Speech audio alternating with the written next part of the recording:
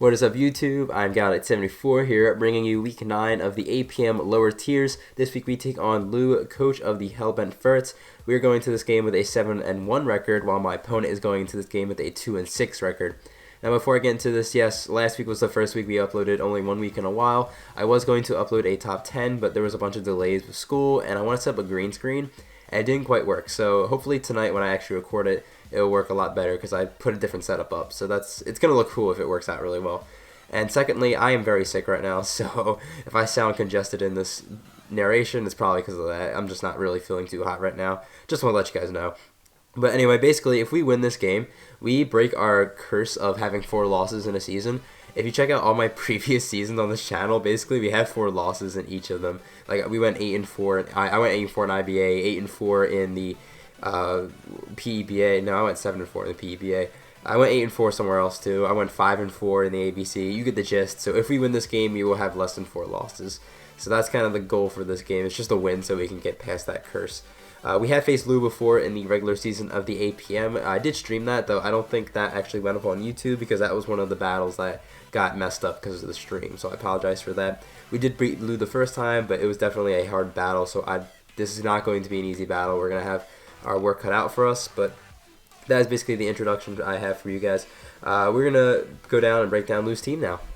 So our opponent's Lou's team this week consists of Venomoth with Z moves, Alomomola, Espeon, Alola Marowak, Diancie, Sceptile, Type Null, Malamar, Mudsdale, and Rotom Fan with Z moves.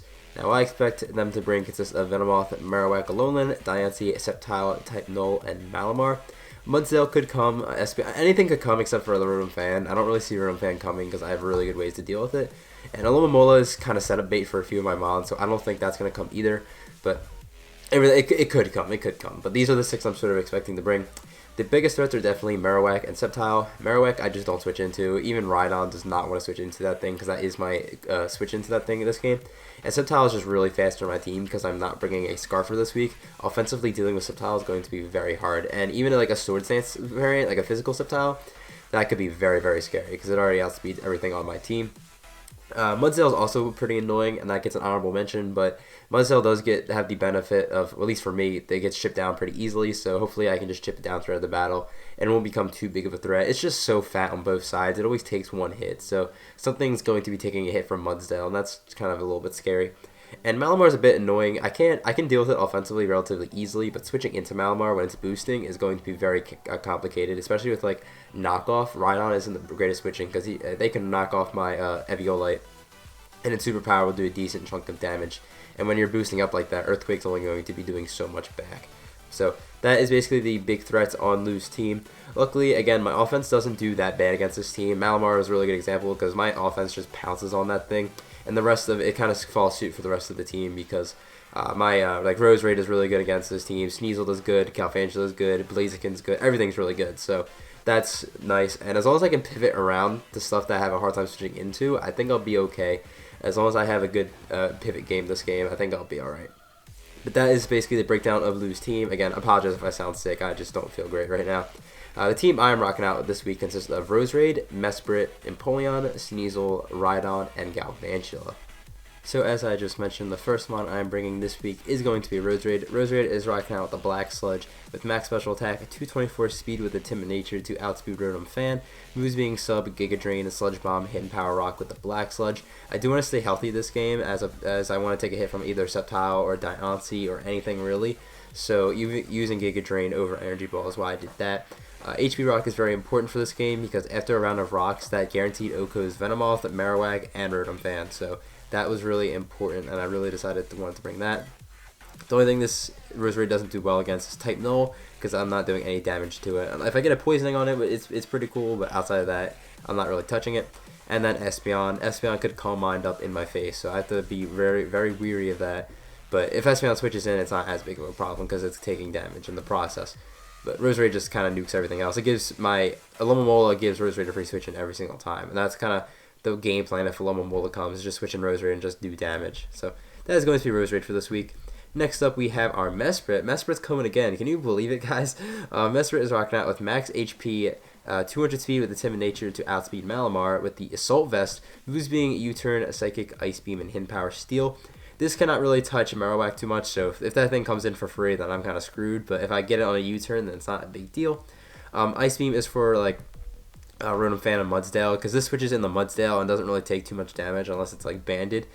Banded like Heavy Slam just probably does a lot to me, but anything else, it's not really too scary, and I can just Ice Beam it back. Psychic is just good stab because Lou only Dark type is Malamar, and Malamar does not appreciate a U-turn. That is why I have the speed there, so I can outspeed it.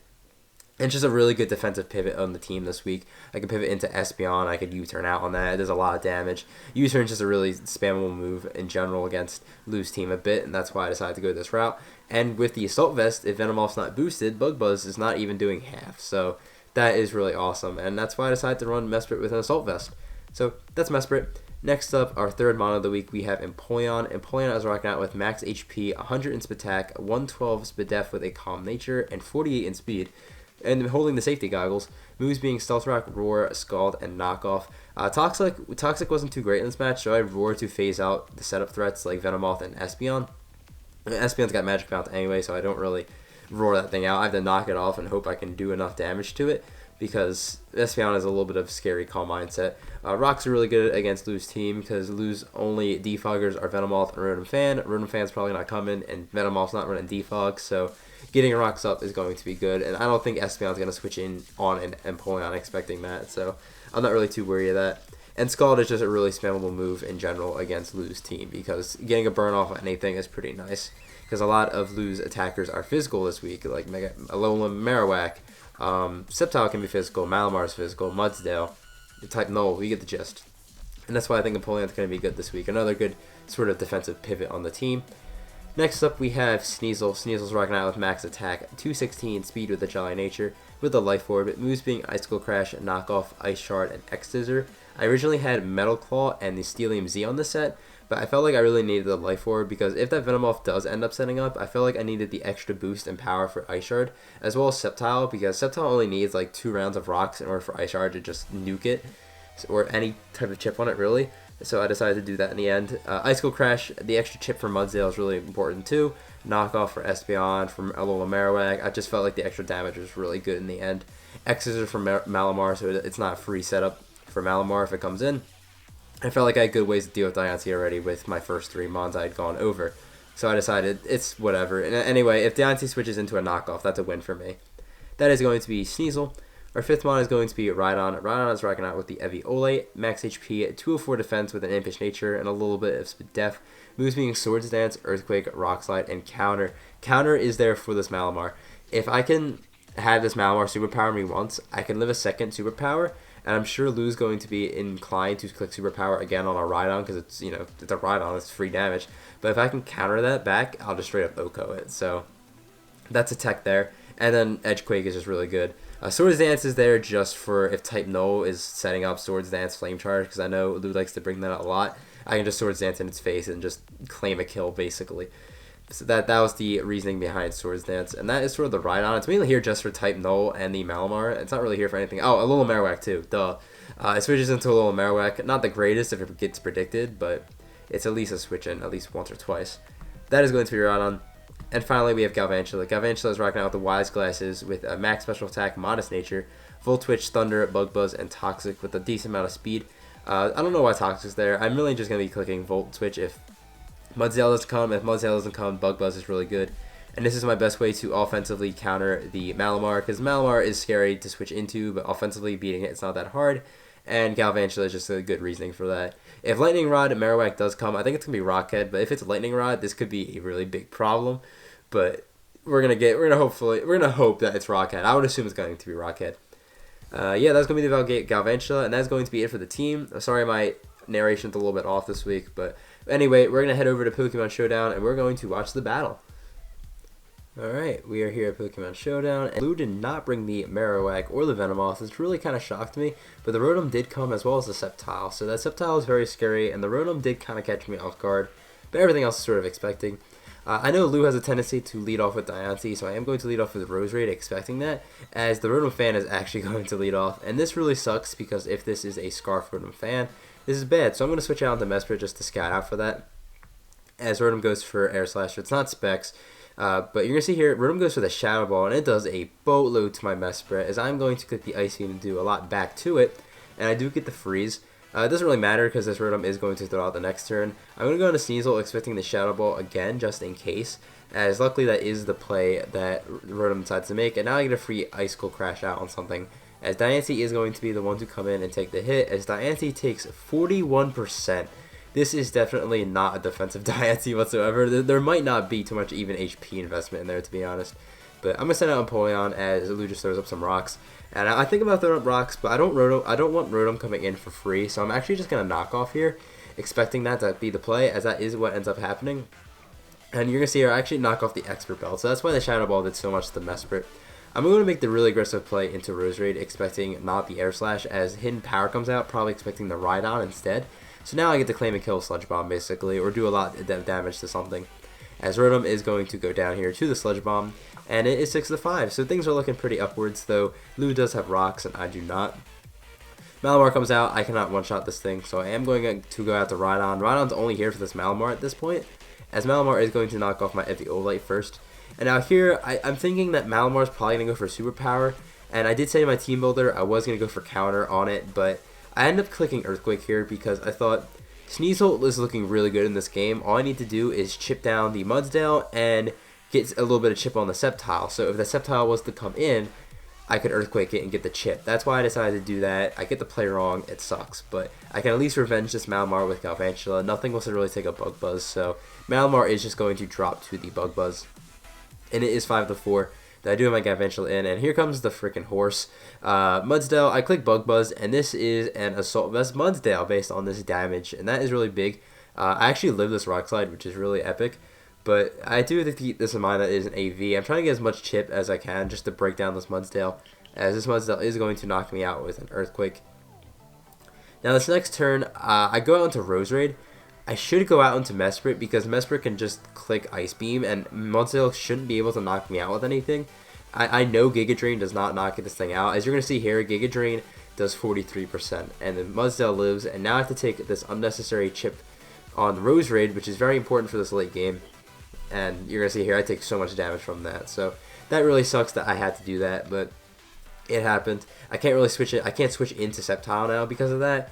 And again, Mesprit was really good in that situation. That's what I should have did. But anyway, Espeon's going to come out now. Espeon is faster than Roserade, so I had to switch out into the Empoleon. But Lou makes a double and goes out into Sceptile, so that was a really good play on my opponent's part.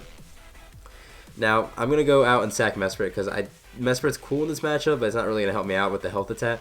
And Sceptile just goes for Drain Punch. I'm thinking, okay, it doesn't really do too much. It's a physical set, which is really scary.